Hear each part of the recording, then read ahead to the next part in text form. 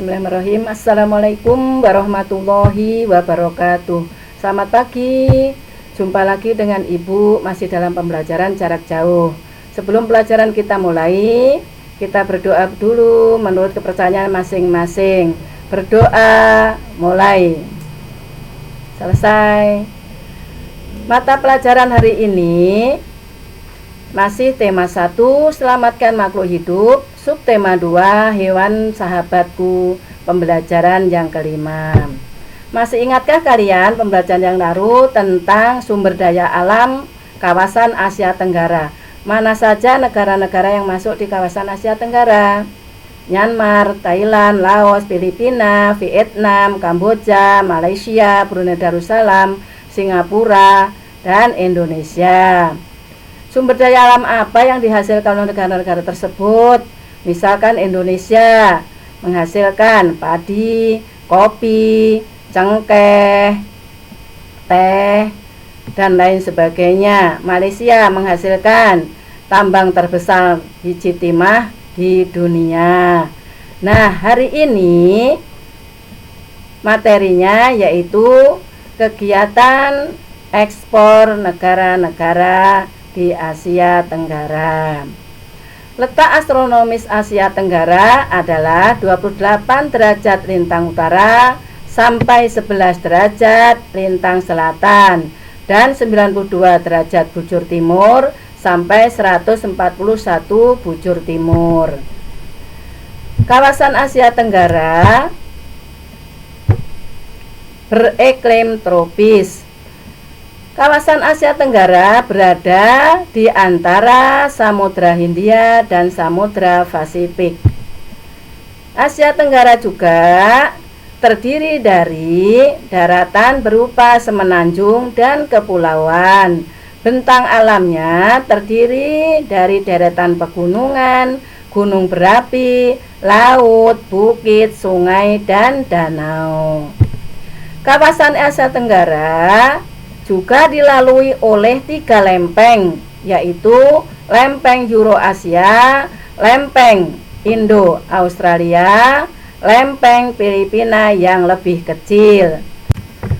Potensi tadilah yang mendukung perekonomian di kawasan Asia Tenggara. Contohnya Indonesia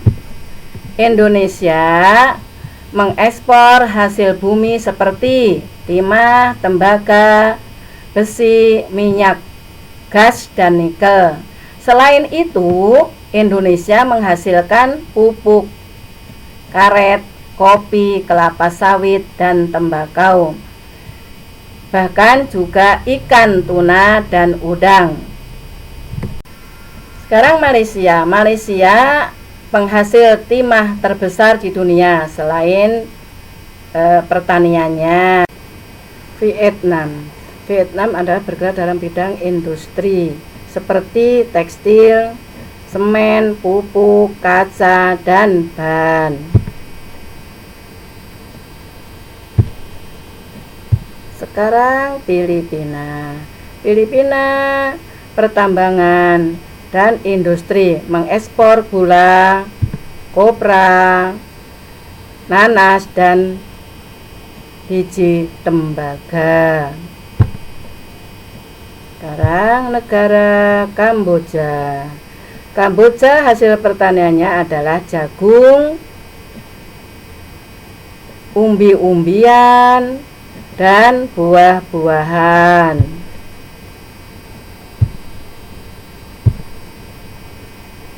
Thailand negara penghasil beras terbesar di kawasan Asia Tenggara, juga nomor 3 di dunia. Bahkan Thailand dijuluki lumbung padi ASEAN dan mendapat sebutan juga negara 1000 pagoda. Sekarang negara Laos bergerak dalam bidang pertanian, menghasilkan beras, jagung, tembakau, dan jeruk, serta kopi. Sekarang negara Myanmar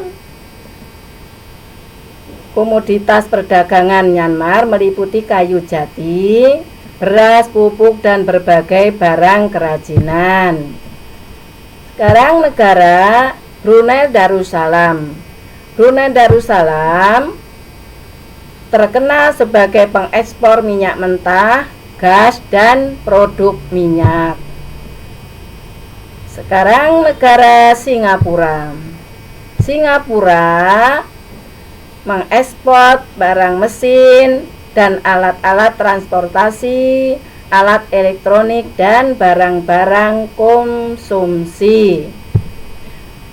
Demikianlah penjelasan dari Ibu patung-patung Nusantara atau yang berada di Indonesia. Antaranya patung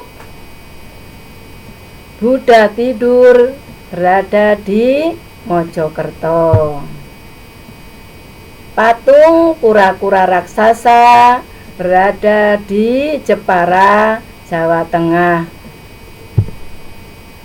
Patung Sura dan Baya berada di Surabaya. Patung Dewi Kwan Im berada di Pemantang Siantar, Sumatera Utara.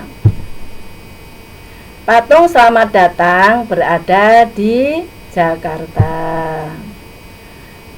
Patung Dewa Wisnu Kencana berada di Bali.